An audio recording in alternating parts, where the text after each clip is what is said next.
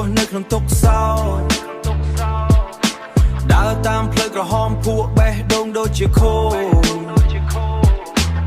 សម្ពាធជន់លើស្មាមិនដឹងថាអ្នកណាជួយមើលលោកនេះពេញតែព្រោះតែខ្ញុំគ្មានអ្វីសោះកើតមកក្នុងជីវិតដែលគ្មានពន្លឺពុកបាត់ទៅឆ្ងាយទុកឲ្យខ្ញុំស្ទើរខ្សោយចិត្តនៅជាមួយម៉ែចាស់ដែលកំពុងអស់កម្លាំងដៃរឹងពឹងដែលកំពុងអស់កម្លាំងដៃរឹងពឹងតែបេះដូងខ្ញុំវិញកុំតែរលាយព្រឹកឡើងយកការបោបចាស់ដោបចាស់ដើររើសអេតចាយថ្ងៃខ្លះបេះត្រកួនលក់បានតិចតួចតែរស់បន្តបដូរយកអង្គដើម្បីឲ្យពោះមិនឃ្លាន